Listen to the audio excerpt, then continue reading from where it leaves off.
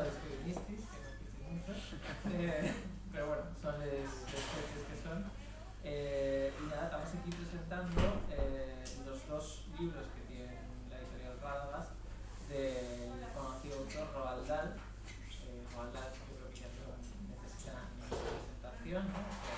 Además de escritor, fue piloto de caza en la Segunda Guerra Mundial, fue también espía y bueno, pues fue una personalidad bastante interesante, ¿no? Y no relativo a los libros que tenemos aquí para presentar hoy, pues vamos a hablar de Señor Raposo y de Charlie y la fábrica de chocolate.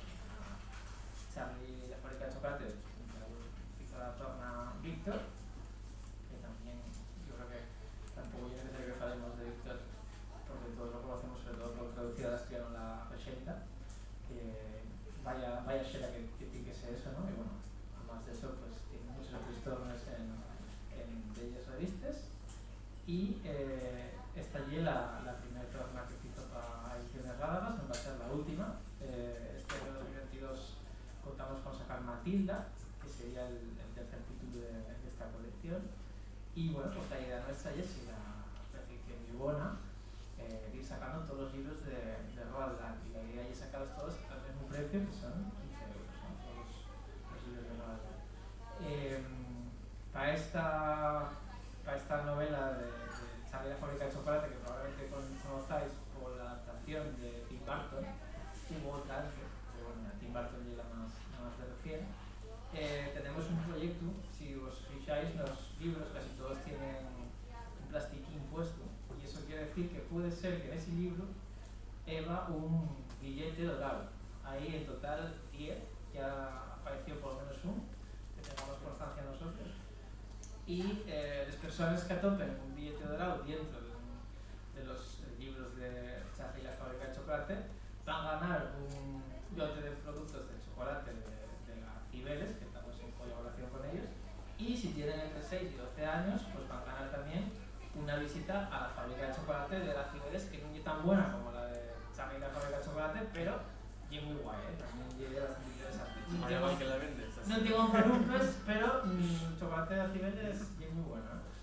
Y bueno, pues normalmente ponemos chocolate en las presentaciones, pero ahora como tal tema de COVID como tal, pues tampoco nos parecía que lo interesante era que nos quitaremos todos el hermoso y tal, y no era plan.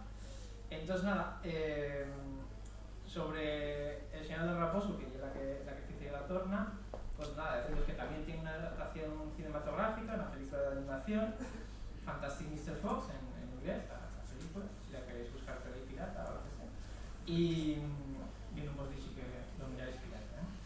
Y nada, esta película pues cuenta básicamente la historia de un raposo, o sea, y un raposo al que quieren cazarlo. Y entonces llega un poco el plan que él discurre para escapar de esa muerte de unos ganaderos que bueno, están cabreados con él porque por despites, etcétera. Y entonces el plan que él discurre para escapar, que es bastante imaginativo, ¿no? Una de las cosas más interesantes de Roald Dahl es precisamente la imaginación que tiene, ¿no? Nosotros parece que hay una cosa muy importante y que de alguna manera entronca pues, por lo que lleve el enfoque que tenemos en la editorial, que lleve a tirar por la literatura más fantástica en general. Y más nada.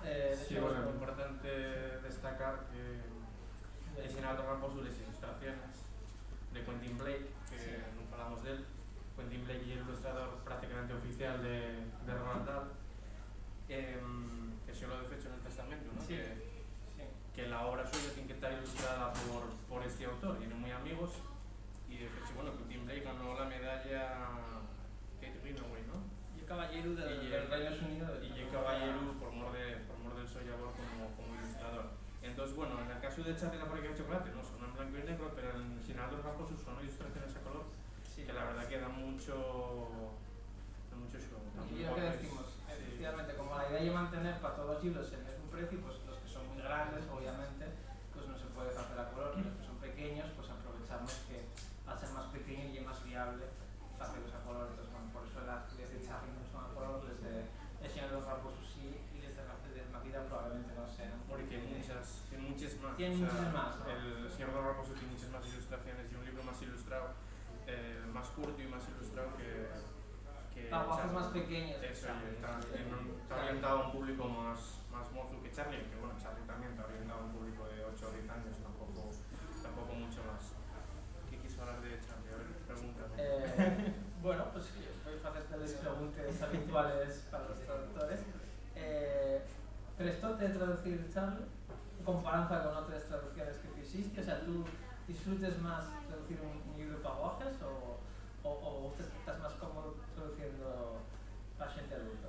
Bueno, a ver, yo soy maestro, que como diste por fecho que la gente me conocía, ¿no? Me presentaste. Soy maestro de asturiano y entonces, bueno, de mano veo la necesidad de tener estos obras tan emblemáticas traducidas al asturiano porque muchas veces, por desgracia, lo que está escrito en asturiano por autores asturianos pues no acaba de funcionar entre los niños y las niñas y hay una barrera ya de mano, no conocen la obra, con lo cual cuesta ellos saber a ellos. Obviamente hay que seguir trabajando, hay que seguir escribiendo literatura infantil en asturiano fecha en Asturias, pero esto es un complemento y resulta atractivo para los guajes en el momento en que tú tienes la biblioteca de aula y pones Charlie de Fábrica de Chocolate o Asterix y Obelix y lo conocen, no tienes que explicarles nada, van a abrirlo con ganas y van a saber ya lo que hay, ¿no? De hecho, oye que entre el público infantil funciona mucho eso, la repetición y lo conocido. Pueden leer el mismo libro 20 veces, aunque ya sepan el final, pero porque se sienten cómodos ante esa historia, conocen a los personajes y entonces gusta y si quieren volver a leer sobre ellos, ¿no? Pues con Charlie de Fábrica de Chocolate podríamos estar en esa situación, conocen la historia, igual no leyeron el libro, pero sí vieron las películas y saben de qué trata. Dificultades o diferencias respecto a lo que yo vengo traduciendo, pues bueno, la anterior obra, digamos, novela que traducí al asturiano fue La Regenta, que no tiene nada que ver. La Regenta ya era una novela del siglo XIX de casi 700 páginas, escrita en castellano y bueno, centrada en Asturias y bueno, bastante polémica en su momento, una obra también muy emblemática, pero obviamente no tiene nada que ver con traducir un libro del inglés y empobinado dirigido a niños de, pues eso, de 6 a 12 años, ¿no? Como digo, bueno, resulta prestoso, porque hay una obra que leí también de guaje, igual que El Señor del Raposo, El Superzorro, yo leí en castellano, Charlie de Fábrica de Chocolate también lo leí en castellano, no lo leí en inglés y bueno, tuve la oportunidad de disfrutar de esta obra también en inglés y disfrutar también con los juegos de palabras y a veces también cagarme un poco en Roald Dahl a la hora de traducirlo porque bueno, yo he muy dado a esos juegos de palabras y descripciones muy imaginativas que a veces entorpecen un poco la traducción. Y a ver, aparte de todo lo que implica Roald Dahl, pero justamente hablando de esos juegos, ¿qué son las cosas que más te costó traducir? Bueno, eso, sí, precisamente lo que comentaba, los juegos de palabras y los cantares. A diferencia de Matilda, que es lo que vamos a publicar este año y que ya está prácticamente rematada porque es una obra mucho más sencilla, aquí tenemos unos cantares, no sé si recordáis a los personajes, son palumpes, que son una serie de... Son como unos minions, que trabajan en la fábrica de chocolate. Son los personajes que trabajan de manera muy esclavista en la fábrica de chocolate y son muy dados a cantar. Entonces, en el momento que entran en una fábrica de chocolate, cada poco hay un cantar y obviamente esos cantares pues tienen una musicalidad y una rima que es difícil de cuadrar. Hay que recordar que los libros tienen más de 50 años. Eso, oye. Porque muchas veces, eso sí que mira, olvidóseme recalcarlo, que y una obra que todos tenemos interiorizada, pero que igual no sabíamos que son de los años 60. Quiero decir, esto ya forma parte de 2 o 3 generaciones. Nuestros padres ya conocían a Charlie, nosotros conocemoslo y si tuviéramos fíos ahora, pues van a conocerlo y seguramente va a seguir y seguir porque va a haber adaptaciones de Netflix, hay musicales, hay una obra ya clásica dentro de la literatura infantil. Bueno, respondiendo a la pregunta, aparte de esos juegos de palabras y de palabras inventadas directamente porque tienen algún tipo de especie animal inventada, los cantares y lo que más quebraderos de cabeza me dio ya a partir de sabes que se retrasó la entrega pero me quedaba algún cantar por traducir que no estaba yo todavía muy convencido de cómo quedara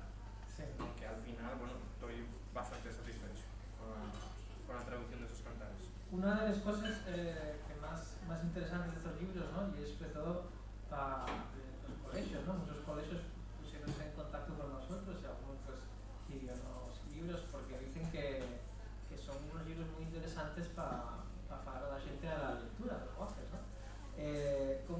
¿Cómo verías tú esto como educador? ¿Cómo podrías, por ejemplo, utilizar estos libros para generar lectores? ¿Cómo podríamos hacer?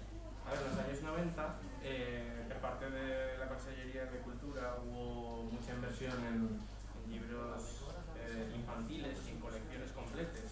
Llegó a traducirse una buena parte de la colección Leo Leo al asturiano, tanto los colegios. Yo, de hecho, va a dos cursos,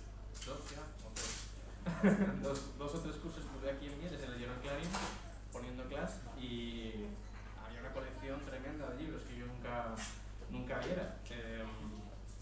O sea, nunca viera una colección tan amplia en una biblioteca. El problema es que están muy desfasados. Las ilustraciones ya no son atractivas para los críos, incluso hasta la normativa ya anterior ya no valen.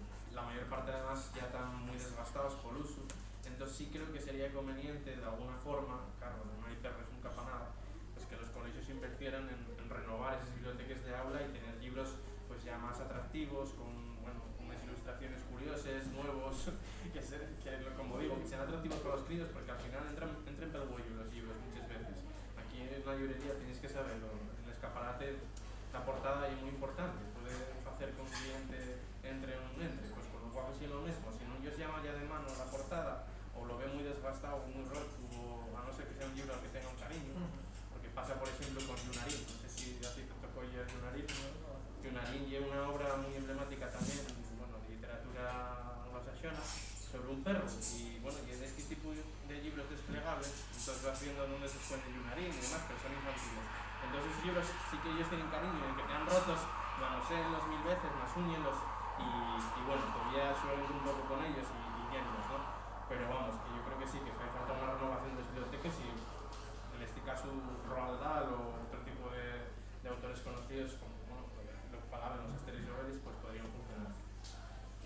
Y además de lo que son Roald Dahl, ¿qué otros autores piensas que habría que traducir? Pero bueno, nosotros en Radar siempre estamos con la antena puesta para ver qué otras cosas podrían funcionar bien a vosotros los profesores, ¿no? Nosotros sacamos Momo este año, que también yo creo clásico infantil, el año pasado, 2021. En 2022 vamos a sacar La historia inacabable, también de Michael Ende, y sacamos El golfín pequeñín, que también fue otro clásico infantil, por lo menos yo y tú también, que hicimos, ¿no? Sí, sí. ¿Qué más ideas? A ver, en ese caso estamos jugando un poco a la señaldad de lo que llevamos nosotros de Borges. Entonces, por ejemplo, si Roald Dahl conocenlo, La historia inacabable un poco menos, Momo no lo conocen. Entonces yo creo que sí, hay que tirar un poco por clásicos ya de la literatura que pueden enganchar un poco a generaciones de 30, 40 y incluso a los fíos si los padres están arriba de ellos y demás, pero hay que tirar por lo que te ha funcionando en las librerías en el baño. Ahora funcionan los futbolísimos, funcionan libros muy comerciales que no sabemos, yo no me voy a poner a xulgar el valor literario de esas obras, pero que funcionen. Yo creo que por lo que hay que contar, si funcionan como una estudiante tiene que funcionar también. No hay una barrera a la cuestión lingüística. Si en clase lo oyen, pueden llegar a asturiano o en castellano, no hay ningún problema. En la xunta de traducción que hicimos a dos hermanes en cada vez falamos de ello y falamos de una serie de títulos que podrían ser emblemáticos y algunos de estos salieron, yo qué sé. De cara a la adolescencia pues también podríamos hablar de Stephen King, autores conocidos, quiero decir. Decías antes que por alguna razón los libros infantil y juvenil que hacían los autores asturianos y asturianos funcionaban tanto como estos bestsellers. ¿Por qué te parece? Porque de alguna manera al hacer un producto más cercano a Asturias y a la vivencia del día a día de Borges y de Asturias, cabría esperar que de alguna manera los interpelare más, ¿no? ¿Por qué dices que no funciona tanto? Hombre, no funciona tanto, prefiero a nivel de conocimiento, no quiero juzgar tampoco, obviamente no quiero decir el mío papel y sería muy hace para hacerlo. O sea, no funcionan a nivel de conocimiento. Quiero decir, tú pones un libro que desconoce en este libro y va a agarrar este, a eso me refería. Que Vale, mucho lo más. que decías es que... Sí, después, sí que es verdad que de algunos, a la hora de interiorizar en ellos, o de profundizar, tampoco ellos acaban de llevar. No te sabría decir por qué. Quiero decir, yo constato que hay libros escritos originalmente en asturiano que no están funcionando. De algunos de ellos, como digo, porque puede ser que no empiecen a huellos, ilustraciones que ya de alguna forma quedan a en mal, como por ejemplo un Montesín, que también tiene un registro lingüístico y una obra emblemática que valoramos los adultos, pero a los críos cuesta a ellos mucho entrar por el registro lingüístico que tienen. Sí, el asturiano de la transición. Claro, eso pasa mucho también. Que hay que tener en cuenta, yo el registro lingüístico que uso para traducir no sería el mismo que usaría para una persona adulta. Claro, tú puedes traducirlo mucho menos entendible o más entendible. La situación del asturiano también es la que lleva. Entonces hay que tener en cuenta para qué te estás dirigiendo. Un público infantil necesita entender lo que está viendo, dentro de que sea asturiano, obviamente. Entonces a veces yo creo que a la hora de escribir en asturiano no se tiene en cuenta eso. Y se busca más una pureza lingüística que el hecho de que quien vaya el libro lo entienda. Y justamente ahora acabas de meterte en un marco, pero bueno, va, mira, si tiene un poco de... como tampoco hay muchos lenguajes, pues vamos a meter un poco clubes así más de adultos, ¿no? Entonces, justamente no sería un poco una tradición de alguna manera tener un registro para los lenguajes y un registro para los adultos.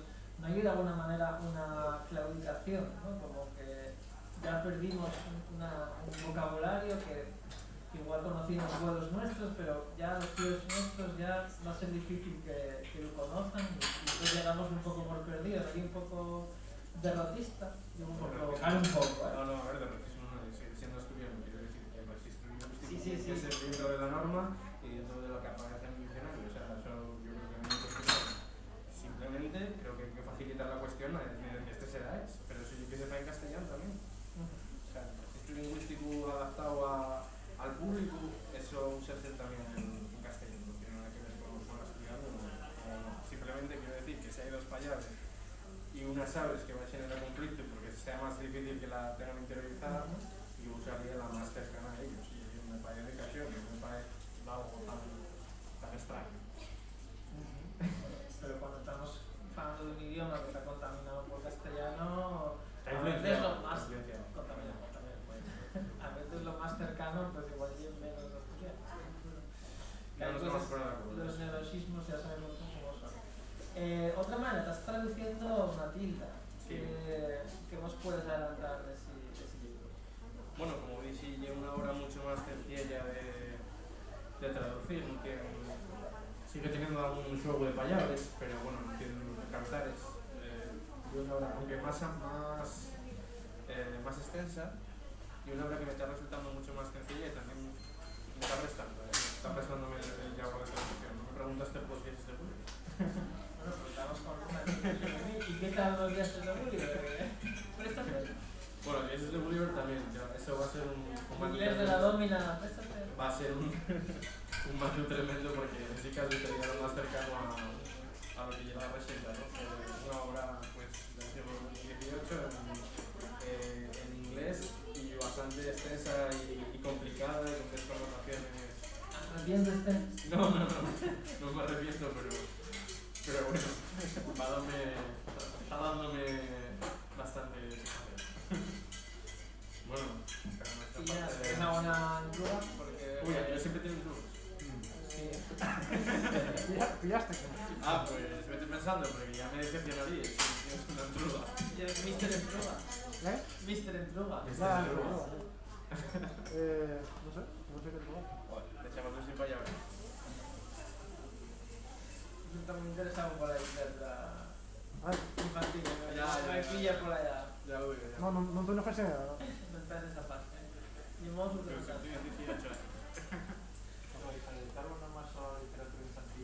No. Tenemos más cosas en Rálaga. Sacamos una novela de fantasía, ¿tenéis ahí? El diablo de romance, del hombre de escaparines. Sacamos el año que viene, o sea, este año, ¿vale? Con el chip de 2022. Sacamos en 2022, en unos meses, una novela ucrónica de la época de Xovellanos, que es vayamos en 1809 y una novela hecha a través de Carter.